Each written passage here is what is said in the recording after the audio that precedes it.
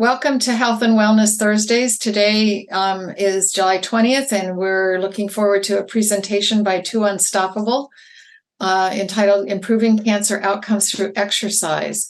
I'm Rebecca Crane-Okada, the Program Manager, Clinical Nurse Specialist here in the Breast Center. Michelle Stravitz is our speaker today with Two Unstoppable. She's the CEO and co-founder. And I'm really looking forward to what you have to say today. So take it away, Michelle. Thank you so much. It's a pleasure to be here. And I'd also like to introduce my co-founder, Ilana Gamerman, who's on with us as well. And she's just joining in. Let me just start by introducing Two Unstoppable. Two Unstoppable is a nonprofit organization that we founded back in 2017, and we launched online in 2018. We are two women who have our own history of breast cancer, and we, through our own experiences, realized the benefits of exercise both during and after treatment. And we started Two Unstoppable to help support other women on the cancer journey to experience the power of physical activity coupled with social support. And the thing is, we get it. We've been there. We know how hard it is. We know what the challenges are. Our own cancer exercise journeys inform our work. And Ilana and I both had very different stories. We had different diagnoses. We had different relationships with exercise. We still have different relationships with exercise today. But for both of us, it was an important part of our journey. And we recognized how important it was and how important the social support that's integrated with it really can be. So today we're focusing on a specific element of wellness after a breast cancer diagnosis, right? When we look at what affects our outcomes, we kind of look at this trifecta. There are three different areas that affect how we're going to do, what our outcome is. One is our individual biology, which we can't do much about. It's who we are. It's how we're built. It's our DNA. Another is our medical treatment, which we do have something to say about it. We do have some choices. We can choose our providers. We can say yes or no to a certain treatment. But for the most part, it's recommended or dictated to us. With, again, a caveat of we get to choose a little bit of which treatment, which surgery we might prefer. But so then there's the area of patient lifestyle. And in the area of patient lifestyle, that's where we can take control. And we all know after a diagnosis of breast cancer, how out of control things can feel. And so it really helps to feel like you can take control. So the areas of lifestyle behaviors include nutrition, emotional well-being, and exercise. So today we're going to hone in on that exercise piece, even though all of those are important and they all affect one another. Becky, if you could help me read the next 3 slides, you can take this presentation over for me. So why don't you start? Okay, exercise is good. Do more of it. Especially if you have had cancer. That's it. I'm done. But really, we saw an oncologist present this several years ago, and it really stuck with us because that's really all we want to say. But I am going to say a lot more about it. One thing to think about is to consider exercise as part of your medicine. It's a complementary treatment. Exercise really is medicine. And one of our favorite quotes is, if the benefits of exercise could be encapsulated in a pill, it would be prescribed to every cancer patient worldwide. That's a quote by Dr. Prue Cormie. She's in Australia, where they're actually quite ahead in oncology exercise. They do a lot of work there, and they have a very good infrastructure in oncology exercise. But you can Google her. But really, any doctor will tell you if they could prescribe this in a pill, they would give it to all of their patients. It's really important to think of exercise not as a nice to have, not as a, oh yeah, maybe, but as part of your treatment, as part of your medicine. And why? So as I talk today, I really want each person listening to think about their why. And I'm going to tell you a whole bunch of ideas, a whole bunch of reasons why it's important to exercise. All you need to do is find the one reason that's going to motivate you to get off the couch. So I'll say a bunch of things. You can pick 1, you can pick 10, you can pick 20, but all you really need is 1. So first of all, exercise has been shown to not only improve our overall well-being, and I'll talk a little bit more about that later, but it actually is being now determined that it can fight the cancer itself. It helps us fight the cancer. So exercise changes our body's chemistry, and it makes our body less hospitable for cancer to grow. It also shows that certain modes of exercise intervention can suppress the cancer. So exercise can help with that. And it also can, even early innings are showing that it increases the efficacy of our treatment. It helps the chemotherapy get through your body, get through your bloodstream where it needs to go. It's helping with immunotherapy. It even can help with radiation therapy. And because it also helps us tolerate our treatment better, it allows us to complete our treatment. So some people have trouble tolerating difficult treatments. Exercise helps to mitigate side effects. We'll talk more about the specifics in a minute. But because it does that, it allows us to complete the treatment that was prescribed, that was intended to fully fight the cancer. Now, other meta studies, the big numbers on the research, physical activity has been shown to have the greatest positive impact of all lifestyle behaviors on reducing our chance of a recurrence. And isn't that what everybody's worried about when you get diagnosed and after you're done with treatment? You're worried about a recurrence. It's been shown that women who exercise 150 minutes per week demonstrate in the area of 40% better survival rates, less likely of dying from their cancer or another cause that's related. There's a 40 to 50% reduction in recurrence risk with that same 150 minutes of moderate to vigorous exercise a week. Now, that number of 150 is going to sound really high. We're going to talk about that a little later. But the reason that number is used here in the statistics is 150 minutes a week is actually what's recommended to the general population out there. Like everyone's supposed to do that, all adults in the general population. And that's the number that was used in the studies. So they say 150 minutes is the 40%. Right? That's what was used in the studies. But every minute of exercise counts, and you don't have to do 150 minutes out of the gate. You can do 2 minutes at a time to get started. When I first heard that 150 minutes, I was like, you must be kidding me. Like I could never do that. And now it just comes very naturally. So it emerges over time. Exercise, as I said, can also minimize, combat, and reverse many of the side effects of cancer treatments. And there's so many people that experience what they call cancer-related fatigue, which is a different kind of fatigue. I think in last month's wellness seminar, they talked about what is cancer-related fatigue. It's that it's a different kind of fatigue and exhaustion. It can be caused by the treatment. It can be caused by insomnia, which is caused by the steroids that they give you with the treatment, or just because you're worried and you can't sleep at night. And worry and anxiety make you tired in the first place, right? So all of these things contribute to cancer-related fatigue. It's exhausting to have cancer. So exercise is the #1 treatment for fatigue, for cancer-related fatigue. It's counterintuitive, but the more you move, the less fatigued you'll be. And we work with hundreds of women who say that when they exercise in our programs, they actually have more energy, even though it's really hard to get started. Exercise has also been shown to elevate our mood, right? And anxiety and depression are so common among cancer survivors. Exercise can combat that. It also boosts our immune system, and it can just generally help improve our outcomes in all of these different ways. It also helps with other aspects of survivorship. A lot of people gain weight during treatment. They are concerned with their quality of life after their body has changed. And of course, as we talked about, people are worried about recurrence or progression of their cancer. Specific benefits of exercise, that have been identified by and listed on the American Cancer Society website. These are specific side effects that are impacted. And you can look at this list. And again, you only need to find your why. You need to find what is important to you. You know, is it important to get your muscles back because your muscles waste away during chemo, and then you can work back to get your muscles built up again? You want to be able to be functional. You want to be able to play with your grandchildren, reach the reach the shelf on the top in your kitchen. You want to reduce your nausea, improve your self-esteem. We want to improve our blood flow. Various treatments can affect our bone strength, and exercise can improve that. So all different things in general, improving our wellness, our outcomes, our quality of life. So there are specific guidelines, and they're just emerging more and more formally.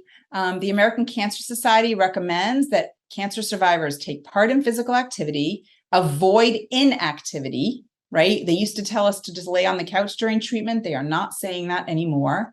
The goal is that number, that really hard number, 150 minutes a week. And we want to incorporate some sort of resistance or strength training in the mix. The American Society for Clinical Oncology, ASCO, recommends that oncology providers are recommending regular aerobic and resistance training during active treatment with curative intent. So it's during treatment, they're telling the doctors to recommend exercise. And the National Accreditation Program for Breast Cancer Standards now requires breast centers to establish a survivorship program, which can include protocols of referring patients to local or online exercise programs and ensuring that breast cancer survivors receive referrals to exercise programming. So again, there's been research for years. The research was out when Ilana and I first started talking about this back in 2017. The research was out when I was in 2015, I was in treatment, but now it's getting even more formalized in solid recommendations from various organizations. It's really, really important. So what's the problem, right? It seems like the benefits of exercise are relatively indisputable. It's pretty clear it's important. And yet, despite all of this, most survivors are not getting the exercise they need. It is estimated that in overall cancers, 70% of survivors are not getting the exercise they need. One study I just read recently said that in their study of 300 or 400 people, 93% of them were not getting the recommended level of exercise, but 80% of them expressed interest in some sort of exercise. A lot of times people don't even know where to start. They don't know where to go. They're afraid to exercise in just the general population or in a community setting because they don't know what's safe. The trainers in the regular gyms don't know what works for cancer survivors. So what are the issues? It's also hard, right? It's also just hard to get out there and exercise. Some of the barriers that people face are psychological. Right? Maybe I'm not motivated. I'm afraid. I'm not really an athletic type. I wasn't the athletic type. I don't like going to a sweaty gym. Then there's the physical stuff. Like I'm aging. There's other stuff in my body. I have knee issues, or I have, blood pressure issues. I have fatigue. I have weight gain. There's all sorts of physical stuff. I'm exhausted, right? And then the environmental stuff, like my work demands, too much of my time, my family, my caregiving roles. I don't live near a gym. It's too cold to walk outside, or it's too rainy, or it's too hot. So there's all sorts of types of barriers. And the reason I bring these up is because, number one, we get it. We know how hard it is. And also because you have to acknowledge the barriers in order to overcome them, and in order to find how you're going to get yourself motivated to do that. So I talked a little bit about the why, and now I want to talk a little bit about the how, and how Two Unstoppable can help you, and what you might be able to do, and how you might define exercise. Because exercise doesn't have to be 45 minutes of sweating in a gym. Exercise can be any kind of movement. And we offer a whole range of types of movement that you can try with us, because it's not one size fits all, right? What's the best kind of exercise to do? It's the one you're going to do. It doesn't matter what other people are doing. It's the one that you're going to actually get up and do. And as I said, Ilana and we both exercise differently. We like different things, but we all have to find not only our why, but also our how. We each need to find our how. So Two Unstoppable is an organization that we kind of have a bunch of different things that we offer, and one reinforces the other. So we have all sorts of oncology fitness classes, both structured and drop-in. We have educational resources. We do webinars, we do classes, we have materials, we have videos that kind of talk about why it's important to exercise and how you can do it. And then all these classes you can try. You know, we have Zumba and we have Pilates and we have strength training and yoga for cancer and moving meditation and bar and all kinds of things to try. And then we create a community of women. So it's integrated with social support, right? Everything we offer is integrated and wrapped around with social support, because there's so many studies that show that if you have a social support system, you're more likely to exercise. And also, if you exercise, you're more likely to open up to connecting to other people. So the two of them kind of work together. And then we also have specifically a fitness buddy matching program. We actually are called Two Unstoppable because we started with this fitness buddy matching program. If having a fitness buddy would be a good motivating factor, a good way to hold yourself accountable. We have, I don't know, something like over 700 women who have signed up to find a fitness buddy. This is all women who have had a cancer diagnosis who are looking to get moving and are looking for an accountability partner to do that with. We have women from all over the country signed up. Sometimes people look for someone who lives near them in their zip code, and sometimes people look for other criteria, like someone with the same diagnosis or someone else who likes walking or someone else who likes yoga. So it's whatever criteria is important to you. It's kind of like a dating service. You pick who you want and you choose your buddy. So our whole concept is that we are oncology specific, meaning we have classes specifically for women who have been diagnosed with cancer. So our classes are all taught by people trained or certified to work with the cancer community, experienced with the cancer community. So they understand risk of lymphedema. They understand how to get you moving with a port. They understand mobility issues after surgery or radiation, and so on. It's women-centric, so it's specifically for women and those who identify as women, but it is any woman with any cancer, anywhere, anytime. So we actually serve all cancers. I will say that probably a vast majority, maybe 80% of our population is in the breast cancer population. Again, we wrap that around with social support, and everything we deliver is on the virtual platform, so it doesn't matter where you live. You can access it online. And everything except specifically personal training that you can access through us is offered at no cost to the patients or survivors. We also offer monthly meetups on Zoom once a month, where we can talk about fitness, where we have guest speakers talking about fitness after cancer. Like I said, we have all these drop-in classes. We also have a structured program I'll talk about in a minute. We have monthly challenges that we offer. So this month, it's kind of a catch yourself moving, find ways to move throughout your day kind of thing. And it's giving you credit for all types of movement. So you can recognize what counts as movement. And then we do these webinars like today. So one of our most signature special programs is called Two Unstoppable Strong. That's the structured program I was referring to. We've been doing this since the fall of 2020. It again is oncology exercise integrated with social support, offered on the virtual platform, and designed specifically for women. It's a small group, 6 to 10 women in a group, personalized within the group setting. So even though you're in a group, we make sure that all of your specific accommodations are needed. For example, if you can't stand for a long time, we'll give you chair exercises. If you can't lift your arms over your head after surgery, we'll give you exercises where your arms are down here, and so on. We have one group that's for women 1 year out of active treatment, 1 year for women who are in that 1 to 5 year out of active treatment, and then one for women living with metastatic cancer. And the first two are 10-week long. The last one is a 6-week program. It's progressive training. So everyone starts together. They meet once a week on Zoom. They meet each other that first week. We actually have an orientation before we start. You get to know everyone. You get a buddy. You get a group of support. It incorporates strength training, flexibility, and a little cardio. When you do that live Zoom class with this instructor, after you've done it live with the instructor and you've gotten some modifications in there, you get a video of that. You get a recording, and you can do it once or twice more during the week. If you follow the program as designed, you're meeting all of the American College of Sports Medicine exercise guidelines for individuals living with cancer. And it's also meeting that American Cancer Society recommendation for 150 minutes a week with 2 days of strength training that we talked about.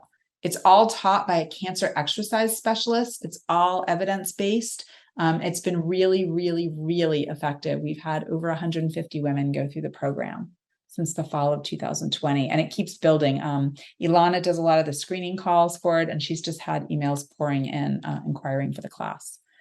So with that, I want to pause. I've been talking nonstop and I could talk about this for hours, but I do want to take a minute. Oh, I actually just realized that I spelled our website wrong on here, but it is Too Unstoppable with an A in between P and B. Can't believe I spelled our website wrong.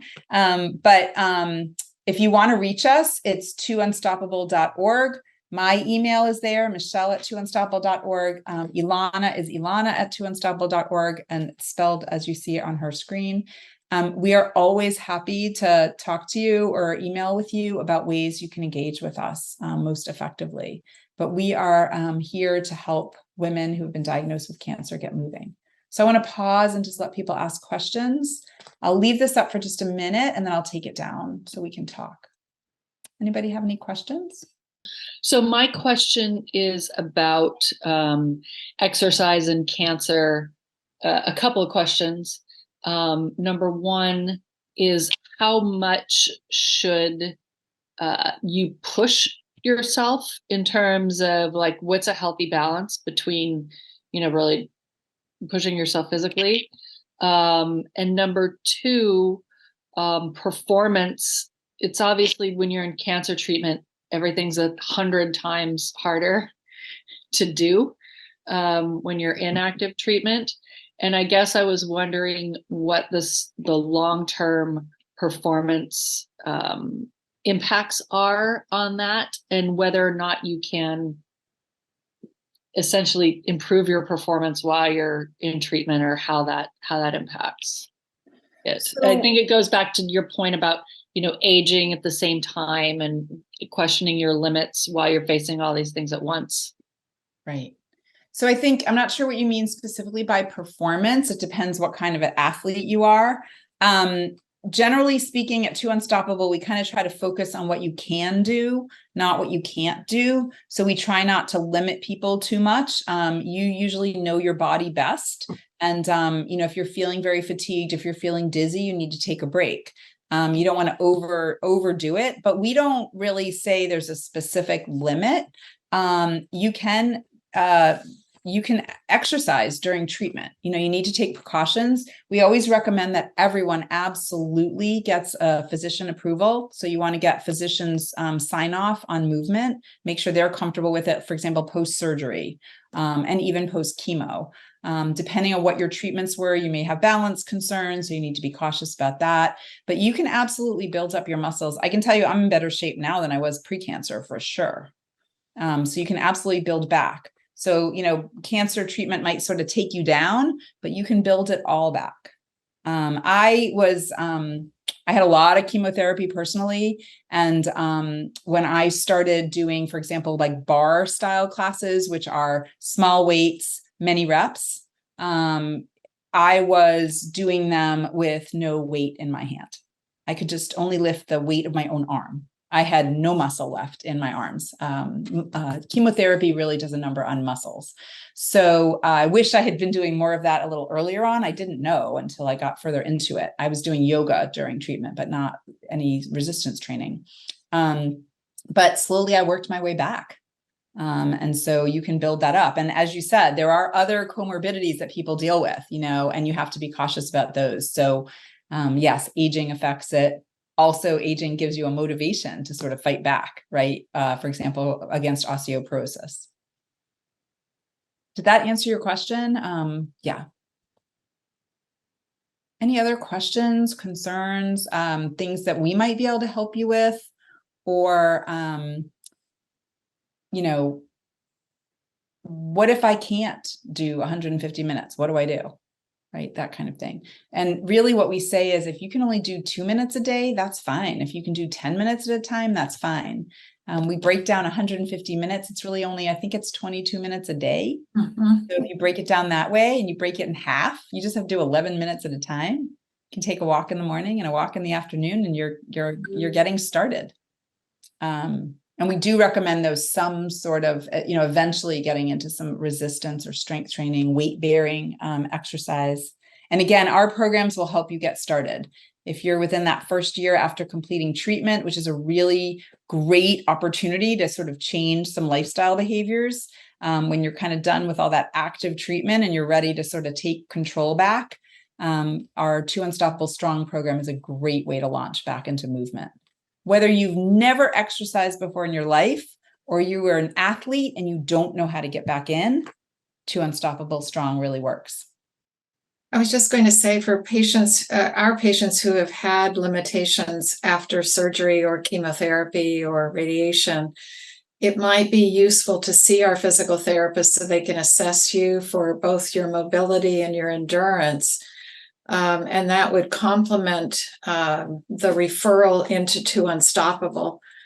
Yes. So Diana Garrett did the talk last month, and Performance Physical Therapy is our resource here at St. John's.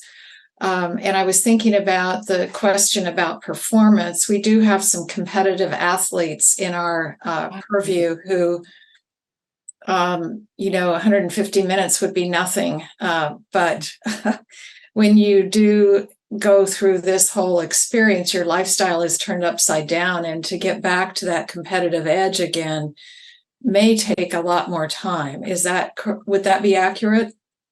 Yes. And we also tell people to be patient with our bodies, right? And just recognize what body you're in today.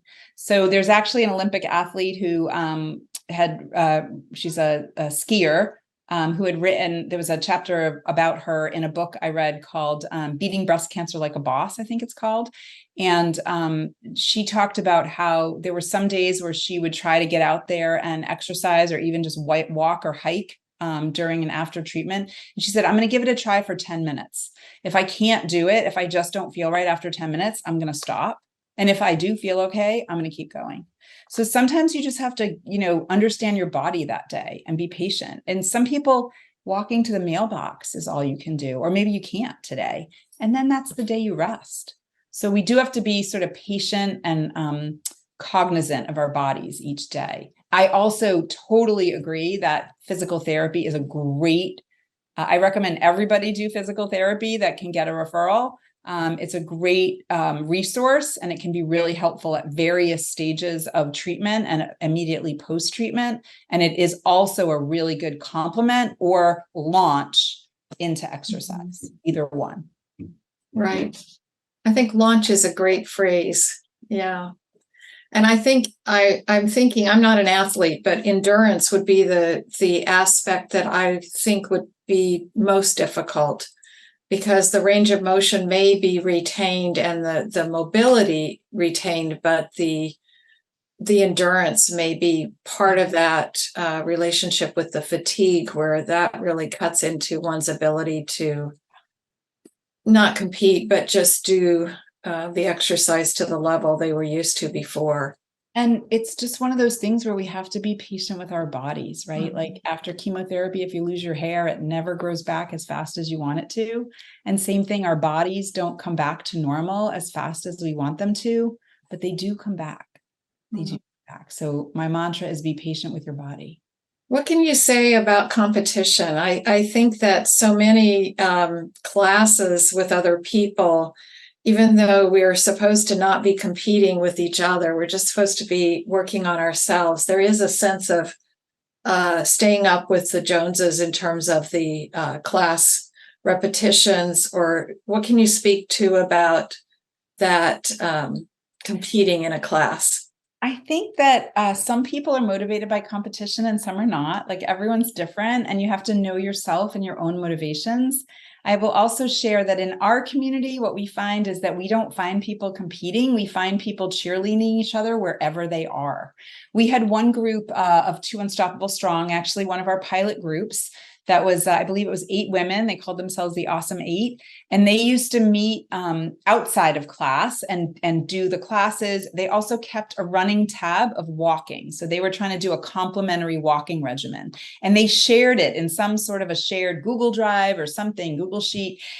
And it didn't matter if someone did 100 steps or 10,000 steps in a day. Everybody was cheerleading wherever each person was. It's not really about competition. It's about supporting and lifting each other up. But if you are motivated by competition, you can find it. I think that to speak to that issue of keeping up with people, that's part of why it helps to be in a community of other women who are going through treatment or have been through treatment, because we get it. We get the challenges that people are dealing with. We get that this week might be an on week for you and next week might be an off week for you, right? Depending on where you are in your treatment cycles or your experience. We also get that it's just you're not in the same body you were before. It's different. And so people help each other. So that's part of why it's such a powerful community, to find other women in the same boat. Well, this has been a great presentation. I'm excited about our relationship. We are looking into possible exploring other opportunities for us to partner.